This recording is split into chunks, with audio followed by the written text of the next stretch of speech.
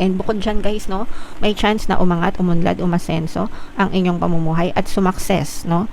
So ito guys, pag level up ito, mga kapiksi, yung iba sa inyo guys, nararamdaman din natin na nagle-level up yung skills nyo, no. So yung iba pwedeng may chance na mag-aral kayo right now, madagdagan yung mga kaalaman nyo, yung mga skills nyo, magagamit nyo yan guys para sumakses, para mag-level up kayo. So walang age limit guys pagdating sa pag-aaral, kahit na anong, tsaka yung iba sabihin ko lang, yung iba sa inyo parang may aksidenteng malalaman kayo, may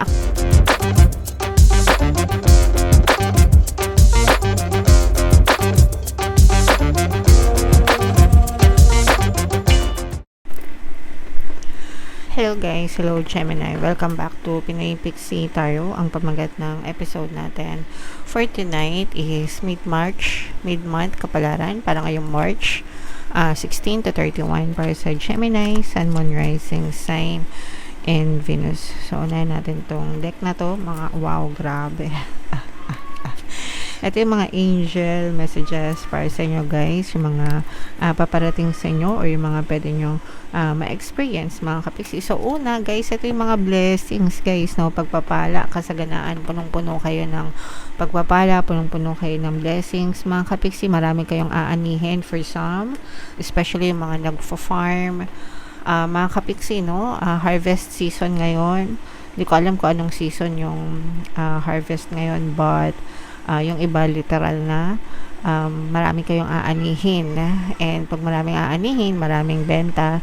Pag maraming benta, maraming pera. Okay? And yung iba naman sa inyo guys, no, figuratively talagang you're so blessed. Maganda yung pasok ng blessings, maganda yung daloy ng pera guys, no. Kung gusto niyo pang lalong maging maganda yung daloy ng pera guys, mag-avail kayo ng money shaker jars natin. Ang dami ng sumasakses dyan mga kapiksi, as in. Alright? Okay, so i-main-main nyo na agad yung mga blessings, pagpapala, kasaganaan. Ito mga kapiksi, ito yung reminder na medyo mag-menor-menor kayo sa inyong pagkilos, sa inyong mga pagdidesisyon sa buhay. Hinay-hinay lang mga kapiksi. Yung sinasabi na ang tumatakbo ng matulin, kung matinik ay malalim, bagay na bagay yun sa inyo guys. So make sure na bago kayo magdesisyon or kumilos, pag-isipan mabuti, kaysa sa matinik kayo guys. Ibig sabihin, kaysa sa maloko kayo or kaysa sa pagsisihan nyo yung mga desisyon nyo. And ito naman guys, for some of you, maaari nagkakaroon ng konting conflict pagdating sa relationship guys, no? Pwedeng romantic relationship or pwedeng relationship with your family or friends, neighbor, ganyan. Pero maaari nagkakaroon ng konting misunderstanding, miscommunication mga kapiksi, no? So, yeah. Okay lang yan. Minsan may mga ganun talaga. Kailangan nyo lang pag-usapan para maging ma-okay ulit kayo. Alright, so comment down below Gemini if feeling nyo nakaresonate kayo dyan. Ito naman ay sa love guys. Tingnan naman natin yung mga mensahe sa inyo ng person nyo. This is more on dark confession, dark side, mga kapiksi. Ayan. So, pwedeng hiwalay na kayo nitong person mo. For some of you, pwedeng ghosted or pwedeng nagkakalabuan na kayo din ng person mo, guys. I know that you may not feel for me as I feel for you. So, itong person mo, ibig sabihin, parang feeling niya hindi kayo same page, hindi kayo parehas ng nararamdaman. It's either para sa kanya, mas mahal ka niya kaysa sa mas mahal mo siya, or para sa'yo naman, parang mas mahal mo siya kaysa sa mas mahal ka niya. So, merong gap, guys, no, when it comes to communication, I guess, kasi hindi naman siya mag-iisip ng ganito kung okay yung communication nyo mga kapiksi. I pushed you away because I do not want responsibility. So, itong person mo, hindi siya committed. Pwedeng nilayo ka niya. Guys, takot sa relationship, pwedeng immature pa, pwedeng isip bata pa, or hindi lang talaga ready mga kapiksi, kaya parang pinagtulakan ka niya. Pwedeng meron din siyang responsibilities para sa sarili niya or sa family niya, kaya hindi niya maibigay or hindi siya makapag-commit sa'yo. Then, okay. And, pero, yeah, I have lost all control of my life. I keep messing up. So, magulo buhay niya. Magulo isip niya, magulo buhay niya. So, bala siya dyan, di ba? So, yeah, for some of you, ganyan yung mga mensahe na gustong sabihin sa'yo ng person mo, Gemini. So, comment down below, guys, if feeling nyo naka-resonate kayo dyan. Ito naman, guys, tingnan naman natin. Hanapin natin yung energy ng Gemini. Habang sinashuffle ko to, mga kapiksi, panoorin nyo muna yung video natin regarding sa atin paano mag-manifest ng abundance video course. Kapiksi, sawa ka na ba sa mga struggles at hirap sa buhay mo? Masipag ka ba at masikap sa buhay ngunit hindi ka pa rin umaasenso? Ilang beses ka na bang nag-attempt magnegosyo at mag-invest pero palagi ka pa rin nalulugi? Sa pagkakataon na ito ay maaaring may subconscious beliefs ka na nagiging balakid sa iyong pag-unlad at pagyaman. Introducing, paano mag-manifest ng abundance video course. Dito ay matututunan mong ma-overcome ang mga balakid mo para tuluyan ka ng umunlad, umasenso, sumagana, maging matagumpay, successful at maswerte sa iyong kabuhayan, pera, trabaho, negosyo sa lapi at kaperahan ng bonggang-bongga. Dali, mag-send na ng email sa pinoypixie@gmail.com at simulan na ang iyong pagyaman ngayon.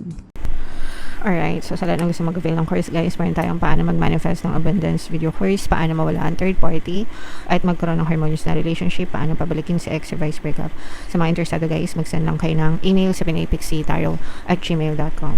And sa mga naghahanap ng pampaswerte, guys, meron tayong money shaker jars at saka itong mga bracelets, guys. Ito yung WhatsApp number natin nasa screen. I-chat nyo lang ako dyan, guys. Ilalagay ko din sa comment at sa description.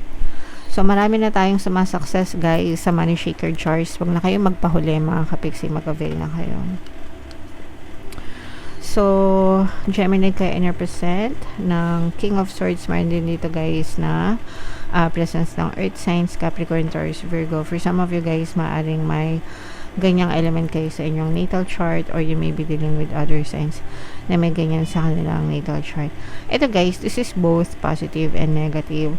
For some of you, guys, you may be dealing with a very toxic person or a toxic situation, and you are finding your way out, no? Parang naghahanap kayo ng solusyon, naghahanap kayo ng daan or paraan para makalayo dito sa toxic na person na to, or para makaalis dito sa toxic na situation na to, mga kapiksi. And wag kayo pag-alala, guys, no? For some of you, kasi parang feeling ko nagkakaroon na kayo ng conflict, especially kung ito ay person, no?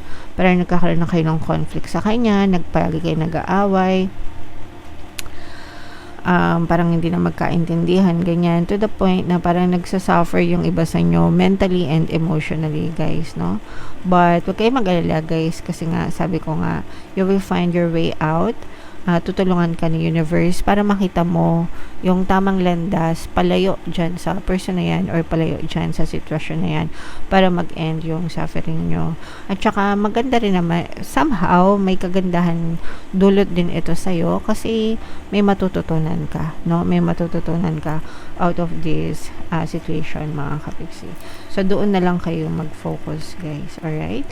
And ito naman, guys, sobrang ganda nito. Ito may mga good news, mga kapiksi, no? May mga mamamanifest kayo na good news, mga magagandang kontrata, mga magagandang balita, mga magagandang transaksyon or deal. Mamamanifest nyo talaga to, guys, no? Talagang ibig sabihin, parang mabuboost, no, yung energy na to. Especially, ito ay applicable, guys, sa mga kapiksi natin na may mga nilalakad, may mga pending application kayo, mga approval, ganyan. Kung meron kayong mga transaksyon, mga deals na nilalakad, may mga nililigawan kayong kliyente, or mga proyekto, yan. So, magiging favorable sa inyo yung decision, mga kapiksi. Magiging favorable sa inyo yung result, no? And kung ano yung minamanifest nyo, talagang dadating yan sa inyo, guys. So, imayin-mayin nyo na ito, mga manifestation ng mga magagandang deal, mga magagandang kontrata, mga magagandang transaction, mga kapiksi. And bukod dyan, guys, no, may chance na umangat, umunlad, umasenso ang inyong pamumuhay at sumakses, no? So, ito, guys, pag level up ito, mga kapiksi, yung iba sa inyo, guys, nararamdaman din natin na nagle-level up yung skills nyo, no? So, yung iba, pwedeng may chance na mag-aral kayo right now, madagdagan yung mga kaalaman nyo, yung mga skills nyo, magagamit nyo yan, guys, para sumakses, para mag-level up kayo. So, walang age limit, guys, pagdating sa pag-aaral, kahit na anong, tsaka yung iba sa sabihin ko lang. Yung iba sa inyo, parang may aksidenteng malalaman kayo. May aksidenteng madidiscover. Hindi yung aksidente na accident, no? Parang,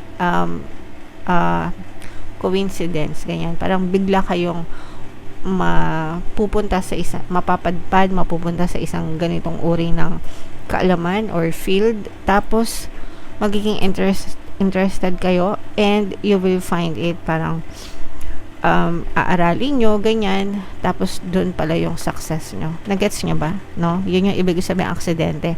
Aksidenteng malaman mo, aksidenteng matutunan mo yung isang bagay, guys, no? And then, eventually, doon ka pala sa success. Parang ako lang, guys, no? Parang once upon a time, hindi naman ako nagtatarot talaga, guys, no? Parang aksidente na, I don't call it accident, pero parang nagkaroon ako ng calling na once upon a time, bigla na lang, okay, eto na, no? So, yeah. Parang ganun sa inyo, guys, no? Alright. So, i-mind nyo na yan, guys, yung mga success sa buhay na yan. Itong mga pag-unlad, pag-angat, pag-asenso, at saka ito, guys, no? Yung mga manifestation nga ng mga big deal and malalaking kontrata. So, ito, guys, yung nakikita natin na anxiety nyo. Ayan. So, ito na. Dito na lumalabas, guys, yung mga medyo kanegahan, stress, no? Ito yung stress nga dahil dito sa toxic na person na to the point, guys, no, na parang yung iba sa inyo, you may be dealing with a very narcissistic, controlling person, guys, no? Kasi yung mga controlling person talagang they're very difficult to deal with, masakit sa ulo. Yung iba nagkakaroon ng mga emotional pain, mental pain, binablockmail kayo whatsoever, and yung iba talagang nahihirapan kayo matulog, nagsasuffer kayo, overthinking, mga kapiksi. So, and yung iba nga, no, broken heart, emotional pain, guys, dahil dito sa mga sufferings na to. Pero again, no, sabi ko nga sa inyo, don't worry kasi your spirit guides will guide you to find your way out, no? So, malalampasan nyo rin yan, guys. Sana malampasan nyo, sana maging ma-okay kayo dito sa mga toxic na to, mga kapiksi. Alright?